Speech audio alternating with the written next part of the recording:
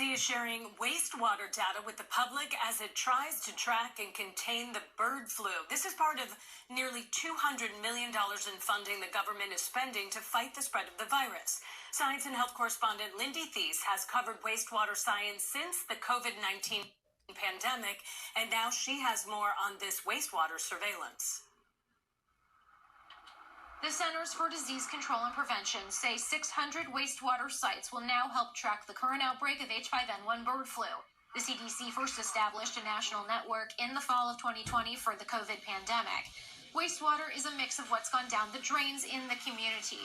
Workers at sewer sites and wastewater treatment plants collect samples and send them to research labs, which test them for virus-specific genetic data and document the trends for public health. The CDC's online dashboard will show all viruses from the influenza A family, not solely H5N1, but it could provide clues to hotspots since flu activity typically drops down in the summer.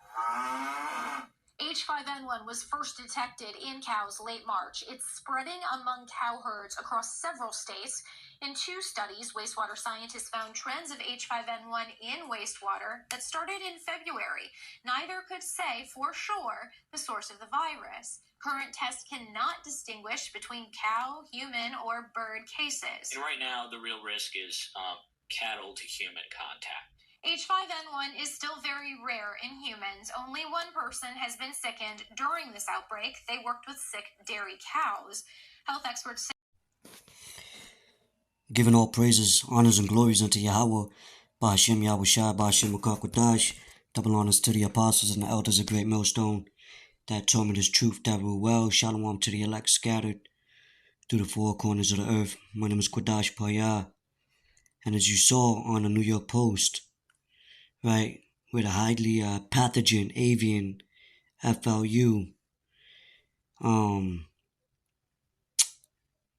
bird flu spreaded, and they're saying that it's been contacted in New York. I think it's another city as well.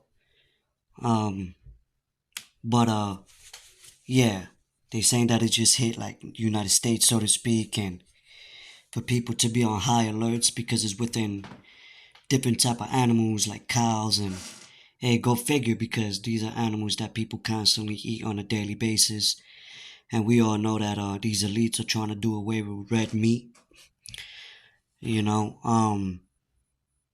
and there's gonna be another lockdown. You know what I'm saying? It's not if but when, right? And with this, we know that the speakers had spoken of the next one being more deadlier than 2020, right? And so they're saying to the people, the residents of New York, to stay on high alert. The new pandemic warning. And we know that in the scriptures, it speaks about plagues, not written in the book. As a matter of fact, let's get right here in the book of Deuteronomy chapter 28, let's go to verse 61. It says also, and this is part of the curses that our people are facing now. You so-called Negroes, Latinos, and Native American Indians, which are the biblical Israelites. These things was written aforetime, for our learning, to be aware, right? And to not be ignorant of Satan's devices, meaning his evil schemes. But it says, also every sickness and every plague, which is not written in the book of this law, them will the Lord Yahweh bring upon thee until thou be destroyed. And the Lord is about to bring these different plagues. It tells you that in St. Matthew, the 24th chapter.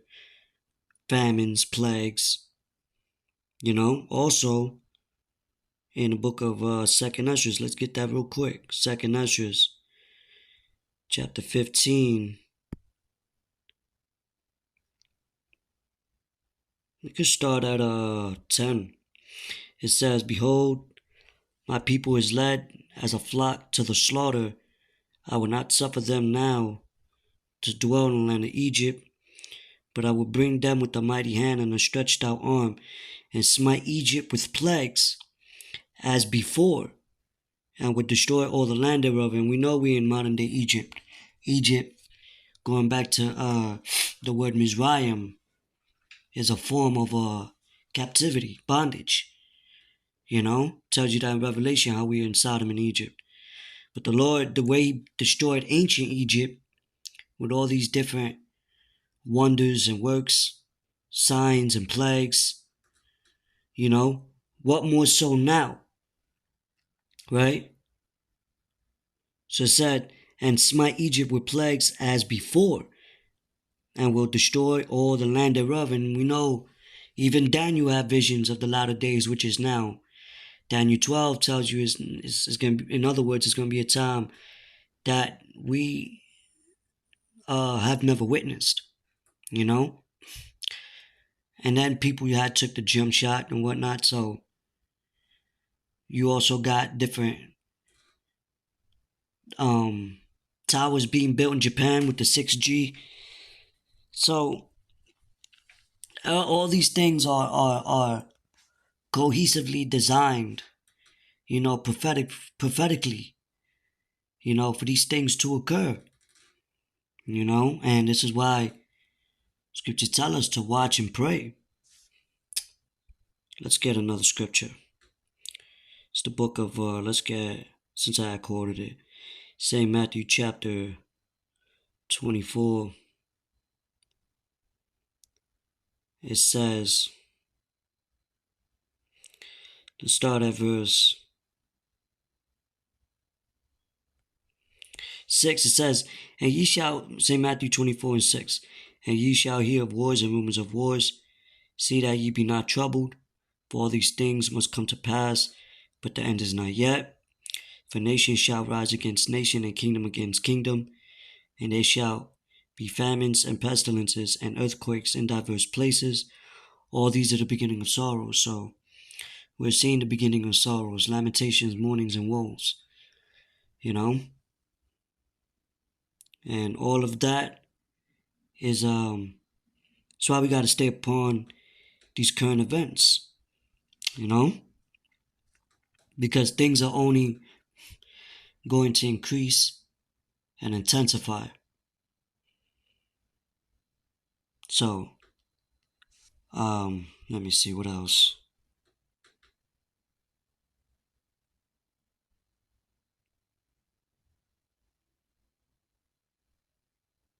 Yeah, so anyway, with that, just a quick update, couple scriptures.